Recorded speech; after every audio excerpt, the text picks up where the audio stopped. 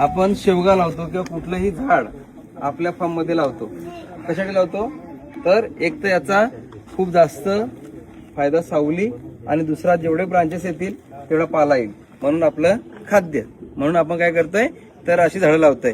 पण आता काय होतंय की या झाडांना जर छाटणी नाही केली म्हणजे त्याला छेडा छाटणी बोलतात, बरोबर आहे. हा आलाय तर याला जर इकडे असं या पद्धतीने जर आपण कट केलं तर काय होणार, इकडून या ब्रांचेस जास्त येणार आणि ब्रांचेस जास्त आल्या तर याचं काय होणार, डेरा जास्त होणार, पानं जास्त येणार, जेवढी पानं येणार तेवढी सावली जास्त होणार आणि आपल्या पक्षांना पाला जास्त होणार. म्हणून याची छाटणी करत असताना पहिली छाटणी लागवड केली की काय करायचं, गुडघा छाटणी घ्यायची. म्हणजे गुडघ्याच्या लेवलचा पहिला आपलं स्टिक आली की याची छाटणी कुठे व्हायला पाहिजे होती, या ठिकाणी, बरोबर आहे. आता दुसरी छाटणी कुठे व्हायला पाहिजे, कमरेवर. म्हणजे आपण आता ही दुसरी छाटणी समजा आपण केली, तिसरी कुठे केली, कांदा चटणी. त्याच्यानंतर अशी चटणी आपल्याला करत जायला लागते.